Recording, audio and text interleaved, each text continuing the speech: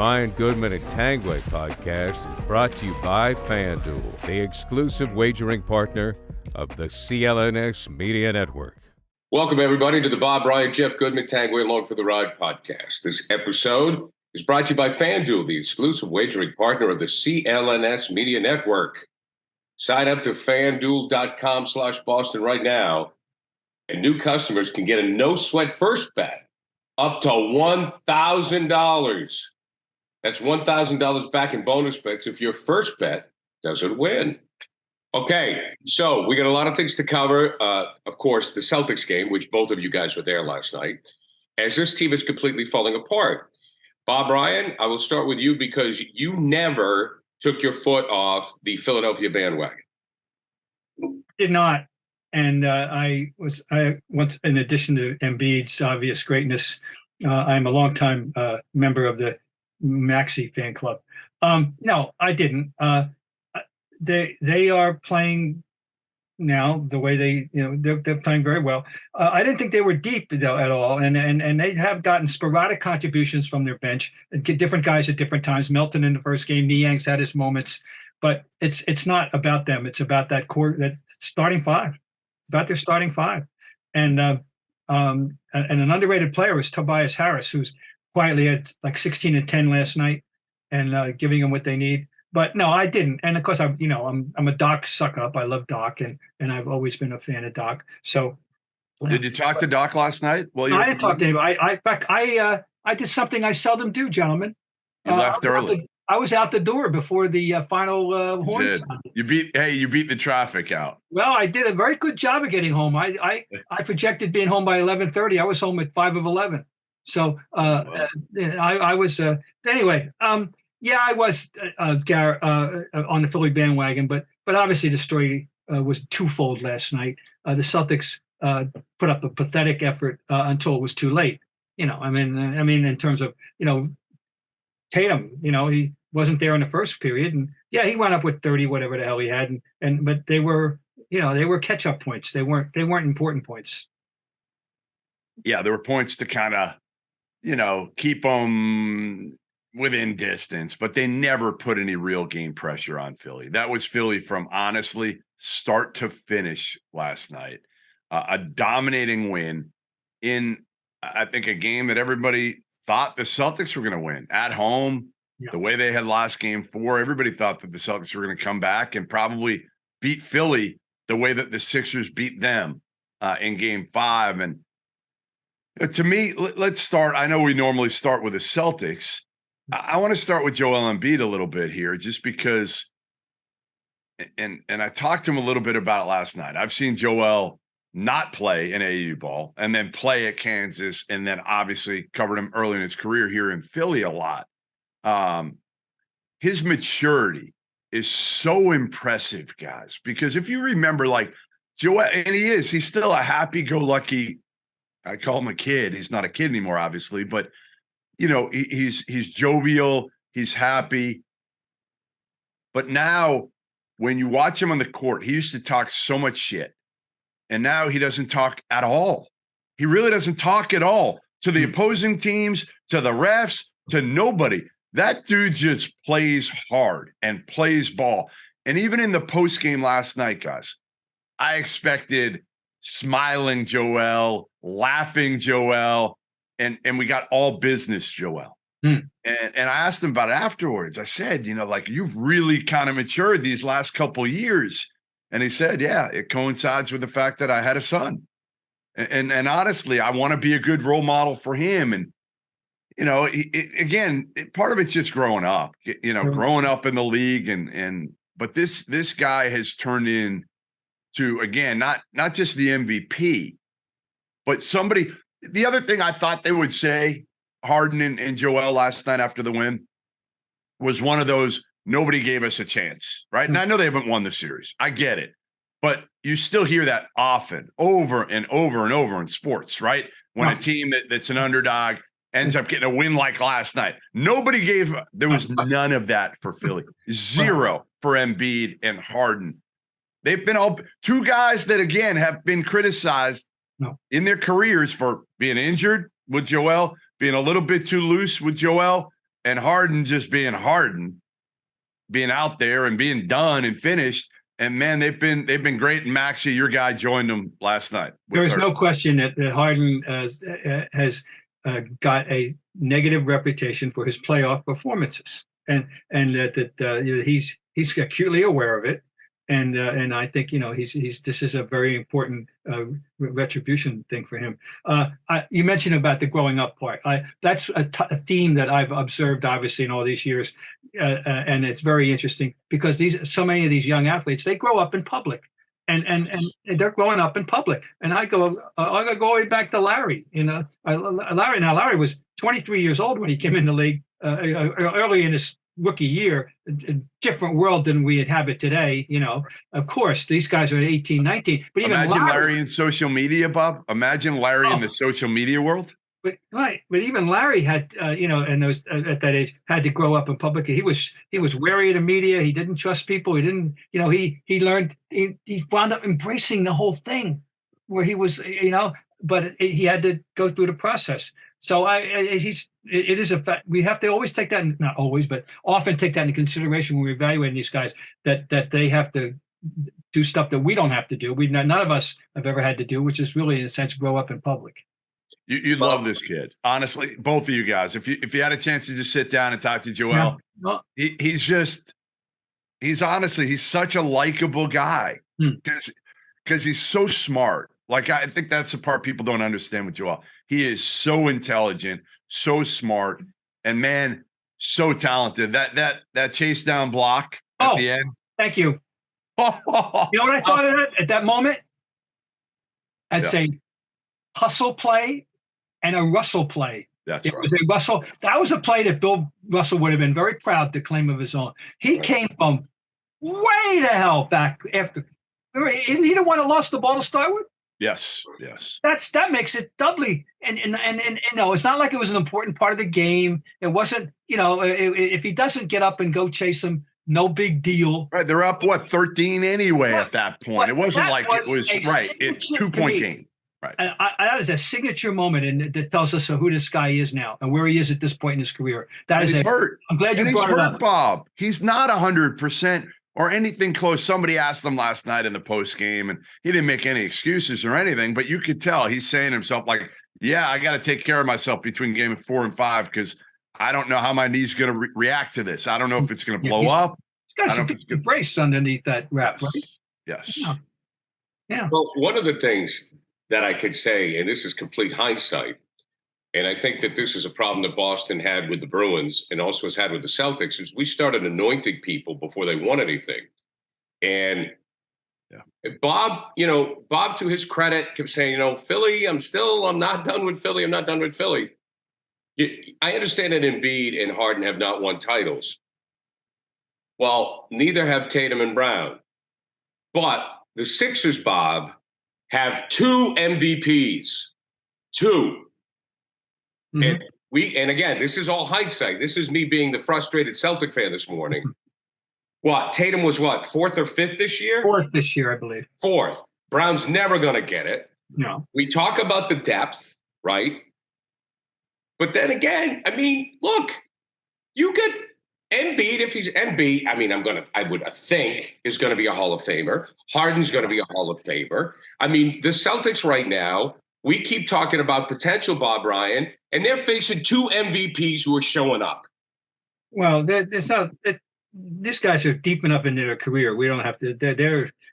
It's put up or shut up time. For the Celtics? Celtics, they're not absolutely. It's not about potential. These guys have been around now. They're established players, and that's that. No, but I'm not. Whether there's MVP or not. Harden is a past MVP. Those days are gone. But he's down to flashes. The flashes of the Harden. We've seen it, 2 40-point games.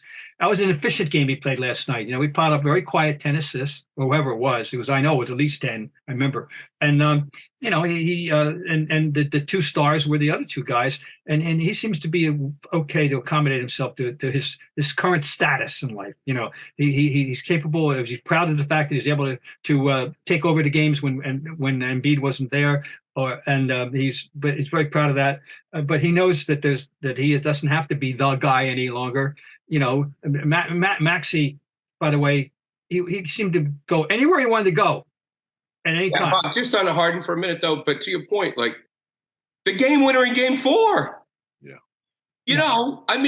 Just like there's no doubt that ball was going in. Well, and that one bothers me obviously because of course, because Brown blew the defense. Well, I mean Brown, and it's I understand his zeal, and he knows he made a mistake. The thing is, you have to have in your head at that moment, a 2 can hurt you, a 3 will beat you. Right. I mean, you can't have the 3. All right, but that's the Celtics. I mean, all right. So your point is well taken. Those guys are very, very good players, and they're surrounded by just enough. They aren't very deep, quite frankly. And sometimes that matters, and sometimes it doesn't. Last night it was of no consequence. They didn't need anybody else. Make a fast break to FanDuel during the NBA playoffs, because right now new customers can get a no sweat first bet up to $1,000. That's $1,000 back in bonus bets. If your first bet doesn't win, you got to get the app. The app's the way to go. It is so easy to use. You get great promotions every day with the app. It's safe and secure, and you get paid instantly. How about that? Instant cash with the FanDuel app. There's no better place to bet all your playoff action than America's #1 sportsbook. Visit FanDuel.com/Boston. and get a no-sweat first bet up to $1,000. That's FanDuel.com/Boston. FanDuel, official sports betting partner of the NBA. 21 plus in select states. First online real money wager only. $10 deposit required. Refund issue is non-withdrawable bonus bets that expire in 14 days. Restrictions apply. See full terms at FanDuel.com/sportsbook. FanDuel is offering online sports wagering in Kansas under an agreement with Kansas Star Casino, LLC. Gambling problem? Call 1-800-GAMBLER or visit FanDuel.com/RG. Colorado, Iowa, Michigan, New Jersey, Ohio, Pennsylvania, Illinois, Tennessee, and Virginia. 1-800-NEXT-STEP or text NEXT STEP to 53342 in Arizona. 1-888-789-7777 or visit ccpg.org/chat in Connecticut. 1-800-9-WITH-IT in Indiana. 1-800-522-4700 or visit ksgamblinghelp.com in Kansas. 1-877-770-STOP in Louisiana.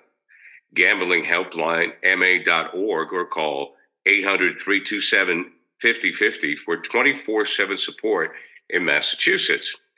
Visit www.mdgamblinghelp.org in Maryland. 1-877-8-HOPE-NY or text HOPE-NY at 467369 in New York. 1-800-522-4700 in Wyoming or visit www.1800gambler.net in West Virginia. Now let's get back to the show. I want to talk about the coaching here, because we talk about coaching in the NBA and how it's really all about the players. And I have to be honest, Jeff, I'll start with you on this one. Mentally, I'm all over the road on this. I'm trying to make up my mind. I want to go back to Game 4.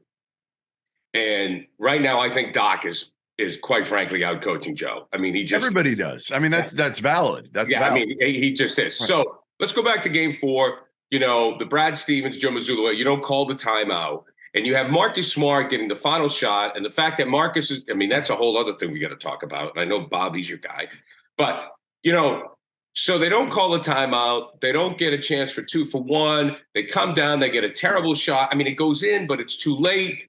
Tatum doesn't go to the basket quick enough. I mean, you should be able to execute that if your coach doesn't call a timeout. I mean, what's going on with the coach here and these players? Yeah, I mean, listen, the bottom line is you got to go earlier. Whether you call a timeout or not, I don't even care as much. You just got to go earlier so that, first of all, you get a chance for a follow, number one. And if you don't make the shot, you can foul and you're still going to have a chance to get a 3 to tie at worst case scenario. So, I think the question I think you're going to get to at the end of all this, Gary, is should Joe Mazzulla be the head coach of the Boston Celtics? And why the hell did ownership give him a contract before the playoffs when the playoffs were all that matters for this team? Let's face it, it didn't matter what they did in the regular season this year. All that matters was how far they got in the postseason. And now they're on the brink of elimination. And I love Joe Mazzulla as a human being. I love him. Again, I'm going to stick up for him while everybody else hammers him and says he comes across as arrogant, no personality, this, that, the other. I know Joe Mazzulla. I love the guy. I've known him forever. However, I wouldn't have given him the full-time job until after the season. Where else is he going to go? Like, I never understand this with owners, especially owners. Forget athletic directors in college. They're not business people necessarily. The owners are dealing with their own money. They're supposedly really good businessmen. Well, a good, sound business decision is to wait until the end of the year and then negotiate with Joe Mazzulla once you see if he's your guy, what he did in the playoffs with this team. It made no sense. Well, I don't want to go. I understand. I'm with you about 88.5% of the way. A couple of things there. I've all along been a defender of the regular season. That's a philosophical discussion for another day. Believe me, it is. I understand that, but I have strong feelings about the regular season and the way people put it down. Okay, now as far as the result thing, you're 100% correct about the thought process here on management it was a rush to judgment that I wasn't going to say it's backfiring. It doesn't look real good right now. It's not irresolvable. He may fool us yet, but yeah, I don't think it's fool us. I don't think it's fool us, Bob. I think he could mature into I mean, we're comparing him right now. How many years has Doc Rivers been a head coach in the NBA? Over 20. Right. So we're comparing a guy with no postseason head coaching experience who was thrust into this role that he didn't ask for. He didn't ask for this. No, you're right. That's fair. That's fair. He was given this. And the person that gave it to him was Brad Stevens. So if we're going to blame somebody for this, it might be Brad Stevens. Because hang on, Jeff. I got to push back. What about Tatum? I mean, like they did this to placate Tatum. Oh, no question. Tatum wanted Joe Mazzulla, absolutely. Yeah, I mean, and that's what you do. And the players deserve a lot of accountability for this. Because, yes, if you're Joe Mazzulla, the key is, to me, how do you get this bunch of cool dudes? Because that's what they are. Cool, no emotion, most of them, right? I mean, how many of the guys on this team show actual emotion, real emotion during the game? Smart. One? Marcus. Grant Williams? Two? Smart. If he plays? Yeah. Right? One, maybe two. But one of your key guys, and I don't know how much everybody respects Marcus Smart's like leadership emotion. They respect how hard he goes, but from a leadership standpoint. So, Joe Mazzulla, you got a hard task to try to get these guys to play with fire, with intensity. That's what this team needs desperately. I've said it over and over. I watched PJ Tucker on the other team, and I'm like, man, they could use him. They could use that. They could use PJ Tucker going at Joel Embiid in game 4 at the end, getting in his face and yelling at Joel. That's what this team needs. Well, there aren't too many of those kind of guys around, as you know. Yep. The Draymonds and Tuckers and kind of in that category, as a junior grade Draymond kind of thing for a team. Absolutely. One thing we have to take a deep breath here for a second. And there was a technical aspect of this game that transcends, our disappointment with the way they reacted to stuff. Their 3-point shooting was atrocious, and that's the name of the game these days. And somebody comes up to me, a guy near the end of the game says, "What do you think?" I said, 9 for 32 on threes, and they can't stop Embiid. What else do I have to say? And the three, they had good looks, as we like to say. They had good looks. Al was 0 for the night, 0 for the game, 0 for 6 in the first, with good looks that Al makes, and so let's not discount that. I mean, they just didn't make those threes. And there are nights when they make them and they look invincible. They make 22, 21 threes. That's the game now. That's why I'm not totally giving up on. I'm not giving up. I don't. They can not easily, but they certainly are capable of winning in Philadelphia and pulling the series out still, just by shooting better. And not like defense was suffocating. I don't think so. Horford, how many open uncontested threes did Al Horford miss? Everyone. Everyone. Every three he took was uncontested. Yeah, and they usually are with him, by the way. Right. I mean, they are. He's not exactly creating space for himself. He plants himself, in the spot, and they give him the ball, and he throws it up. Okay. Anyway, so when we're denigrating them, and we're all angry, and I'm annoyed. The word I love to use. This team annoys me, and they do annoying things. But there was a technical aspect to this that overshadowed everything else. They didn't make the damn threes. Which would have changed right away. It would have changed it. Yeah. They spent the entire night trying to catch up. The one little gasp when they got it from 15 to 5 at one point. That was it. Closest they ever got was 5. And then it went back up, and that was the end of that. And the rest of the game was a disaster. One other thing I'm going to throw out there, I was thinking about during the game, and it finally happened to a small degree, but nothing materialized, was it? Okay, you're having a night when you're not making your threes.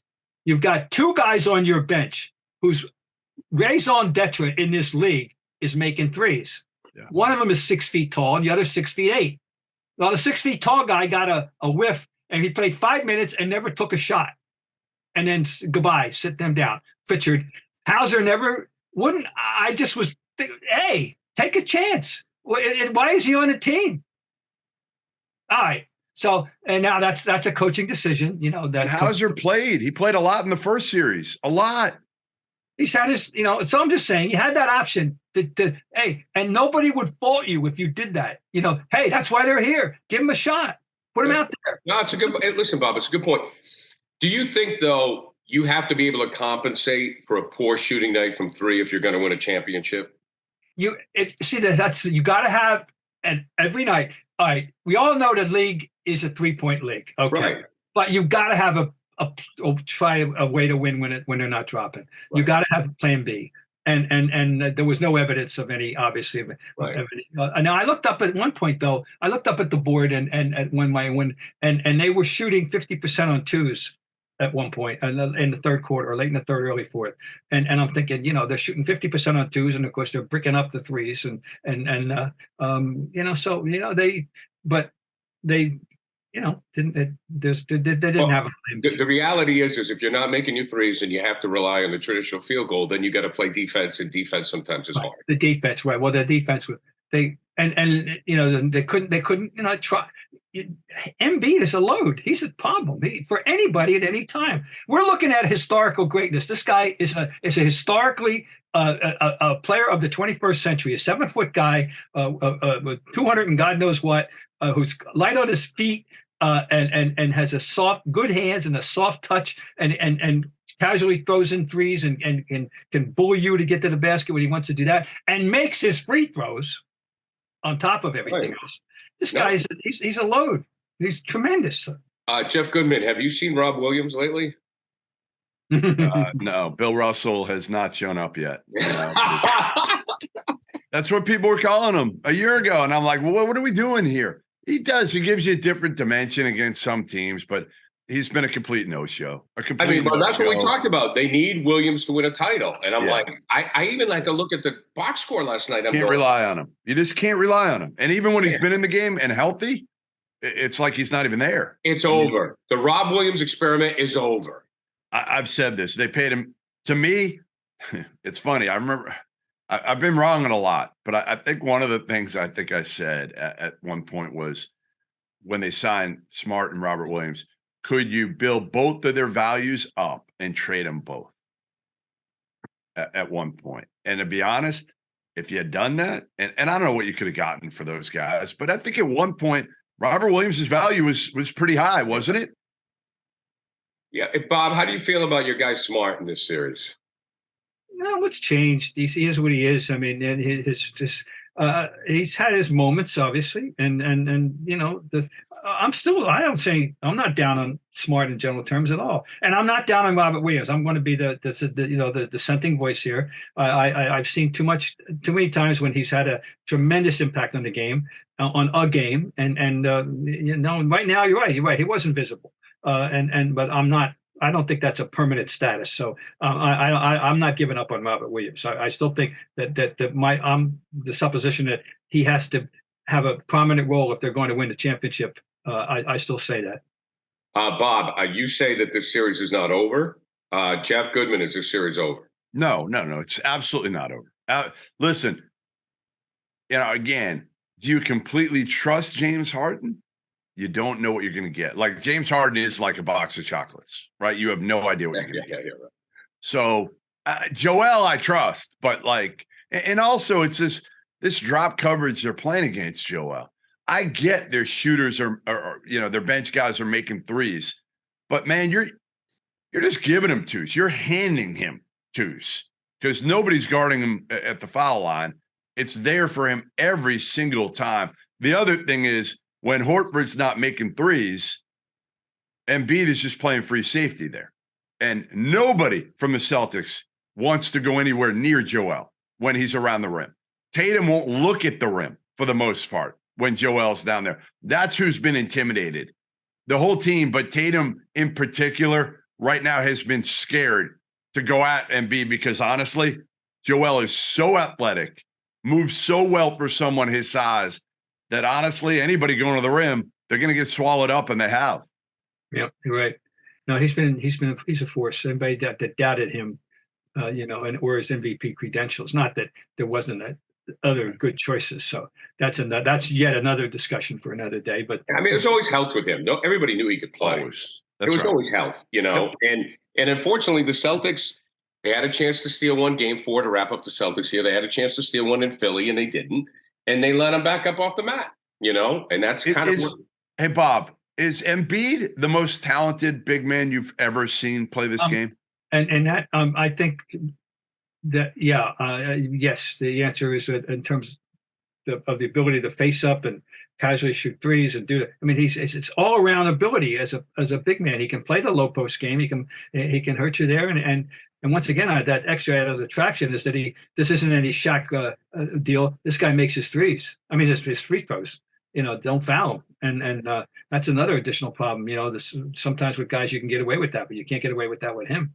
No, he's I said it last night. So I said he's historically great. This is a guy doing things at a level with that body that we have not seen at this level before.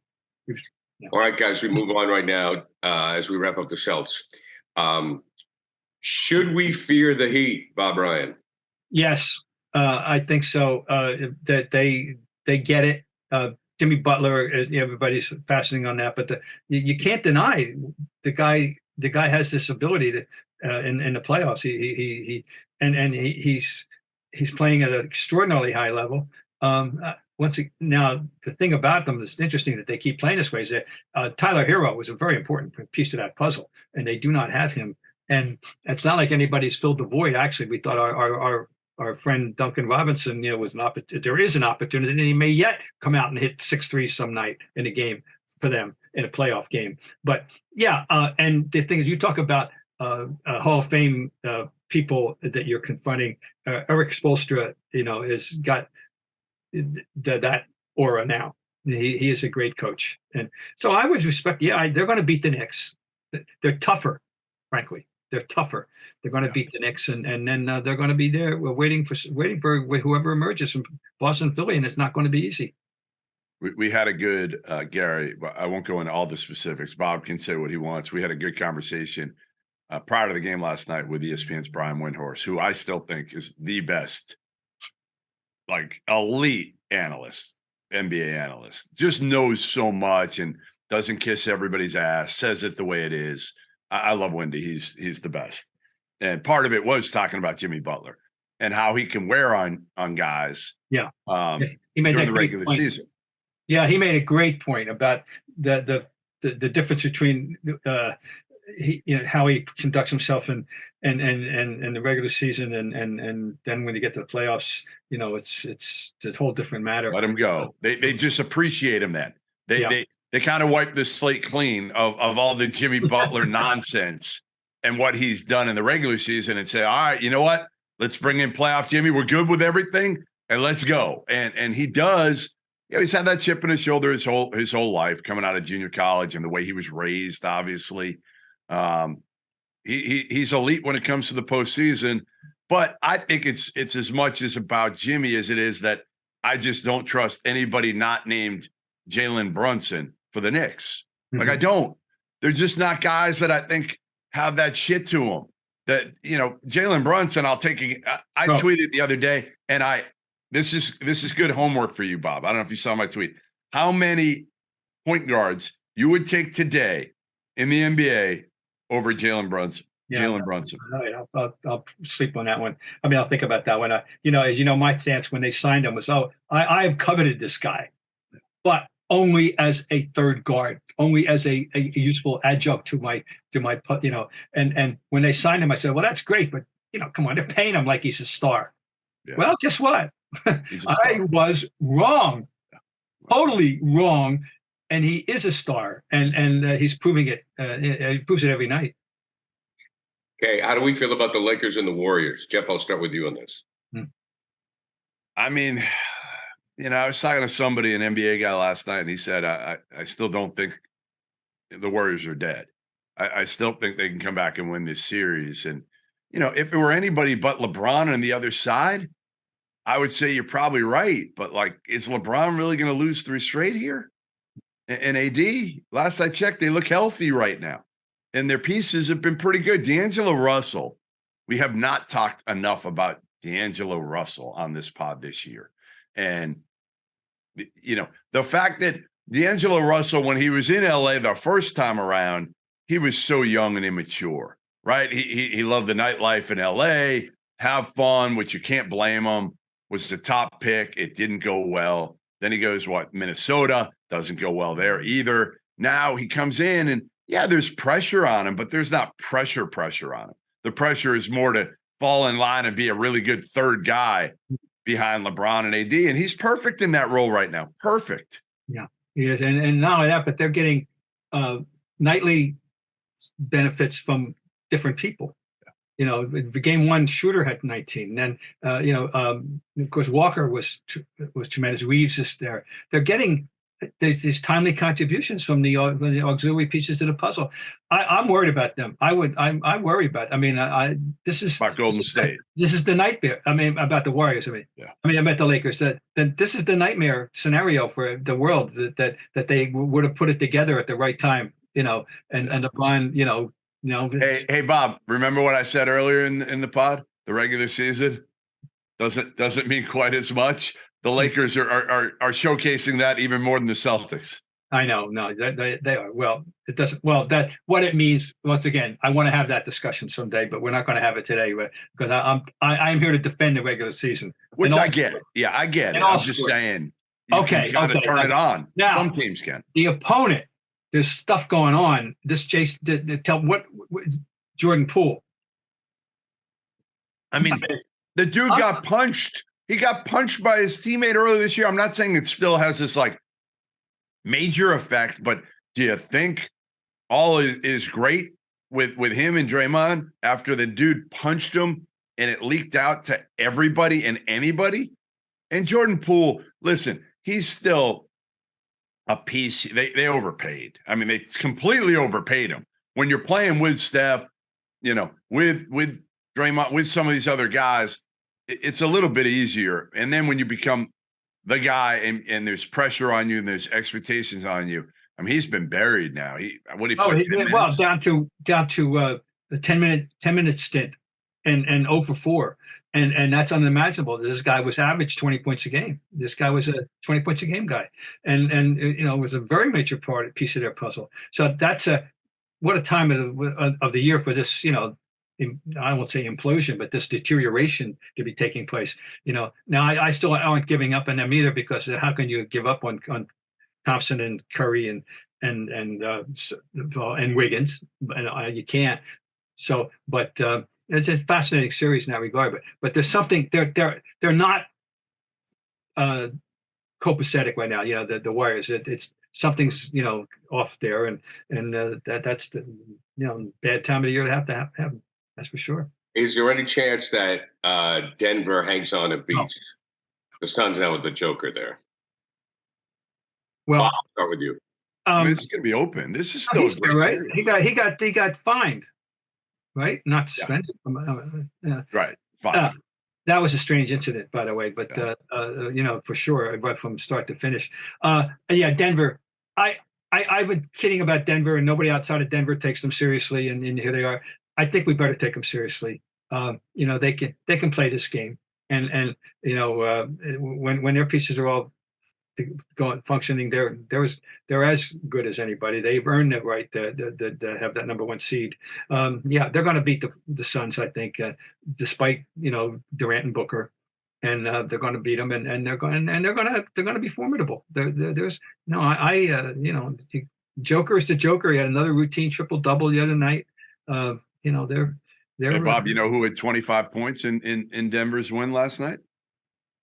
Michael Porter. Boston's own Bruce Brown. Oh, Bruce Brown. Yeah. So yes, that was big. He was an important part of the Nets puzzle. I know that. And yeah. He's tough, man. Like he is one tough dude. I remember seeing him when he was younger, and then he went to Miami, and he's just. I mean, what did he play? The 5 at times for the Nets when they had no size. I mean, could Denver give the Lakers? I mean, I'm assuming the Lakers. Oh God, yeah. Could Denver can't give the Lakers a hard time, can they? Sure, they can. I'm picking them if that happens. I mean, Denver over the Lakers. I'm not projecting the Lakers to win the title. I'm projecting them to give you, to be competitive in a way that we weren't sure they could ever be this year, and they are. They're as good as anybody could have hoped them to be. I don't think it's going to be enough to win the whole thing, even if they were to win the West. I don't, but I certainly think Denver. I would still favor. I like the way Denver's playing in general, and I think we need a flashback to the old days of 6 years Lakers NBA Finals. Oh, it would be great, and the commission wants it. Yeah, I mean the league would love it. I mean, come on.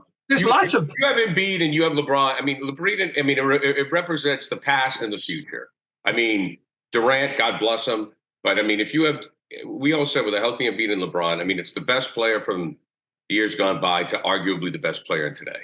Yeah. By the way, the ratings have been good. ESPN's immensely pleased with the ratings they've been getting in their games, and which is encouraging. I like, I'm because every series has been like interesting. I don't think there's been like a bad series for the most part. No, they're all right now. What we have going, I'm intrigued. I can't wait to watch the Celtics. I mean, watch the Knicks and the Heat tonight, and as we speak, I got to throw this one out before we go anywhere and switch to another realm of basketball. Yeah. But a Hall of Fame coach who's never been as far from tongue wagging for various reasons has really got himself in some deep doo-doo right now, perhaps, and that's Bob Huggins of West Virginia, who had a foolish radio interview with the Cup, and in which he came out with can only be interpreted as homophobic mentions, and he's. I don't say can he survive this, but what do you think is? No, that's fair. Can he survive this? Is fair. I think he will. I'm hearing, and again, not done yet. They're still obviously talking at the highest levels at West Virginia, but I'm hearing that it sounds like it's headed towards a suspension, and obviously, going to sensitivity classes, things of that nature. Here's what I'll say: is you can't say that word. Obviously, we know that. Major. I'm not even calling it a mistake. It's obviously worse than that. He came out right away and apologized profusely in a statement. I would like to hear him talk a little bit about it. And I'm sure that's what the administration at West Virginia has probably wanted to hear from him. How remorseful is he? Ultimately, Bob Huggins isn't perfect. We know that. We know he's had his issues over the years. What I will say is ultimately, when you talk to people in the industry, when you talk to the players he's coached, coaches in the industry, everybody talks about how good a guy Bob Huggins is and how much he's done for people over the years.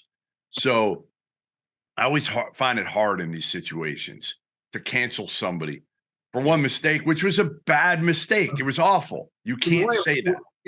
And the thing, when these things happen, you say, what's really simmering inside of him to think that was okay. I mean, remotely. He was joking, but you can't joke. You can't. No. You got to be smart. I can tell, as someone who's put his foot in his mouth in public, and in fact, I'm coming up to the 20th anniversary of my biggest faux pas 20 years ago, and then with Bob Lobel and all that. I know, you can say some stupid things in public and on the air, and in this case, being egged on by apparently a couple of buffoonish radio guys. Yep. So it was a bad mix. I mean, but it's on Hugs. This was on Hugs. This wasn't their fault. Yeah. Like they egged him on a little bit, but he needed to be smarter than this. You cannot say that word really in any context right now. He didn't make it personal. It was personal against the Xavier fan base. It wasn't personal against somebody individually. But yeah, listen, I hope he does. I've said this publicly, and maybe I shouldn't. I hope he doesn't get fired, because again, I think Bob Huggins has done a lot of really good things for people. And I just feel like in this day and age, we do cancel people pretty quickly. And he's getting hammered.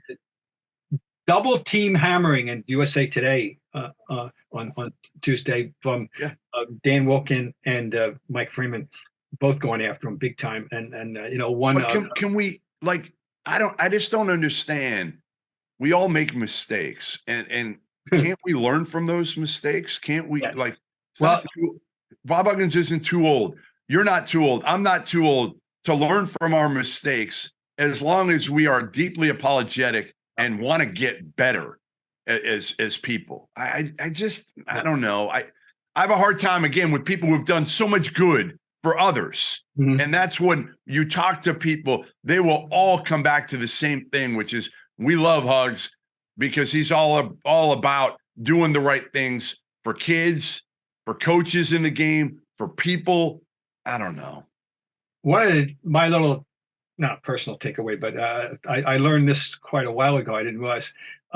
Remember, the whole source of this was the discussion about the Cincinnati Xavier rivalry, right? And it is one of the most unknown great rivalries in America and college basketball. That do Carolina, they know about this all the others, but that's an intense rivalry. We found out, we got a whiff of it from that. Not that I want to make light of what he said, which was stupid and awful, but the fact is that just shed the light on a very interesting. I went a few years ago, Bob. I took my daughter. I took Talia a few years ago. It was insane. I mean, again, remember the one years ago they got in the fight at the end of the game, and Tu Holloway and Mark Lyons throwing haymakers, and they told them to zip them up after the game. I mean, it was ugly. It was a brawl.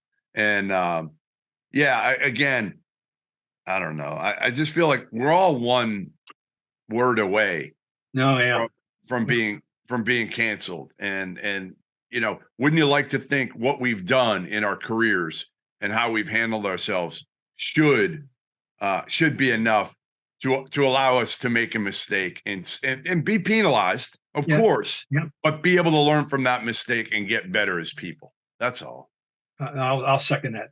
All right, guys. Great show as always. Hopefully the Celtics bounce back. Jeff Goodman, Bob Ryan. Until next time, guys. And I do have to let people know this episode of the Bob Ryan, Jeff Goodman, and Tanguay Alone for the Ride podcast, brought to you by FanDuel, the exclusive wagering partner of the CLNS Media Network. Right now, new customers can get no sweat first bet up to $1,000. A no sweat first bet up to $1,000. So check it out at FanDuel. Okay, guys. We'll see you later. So long, guys. CLNS Media's Celtics coverage is brought to you by FanDuel. New customers get a no sweat first bet up to $1,000. That's bonus bets back if your first bet doesn't win.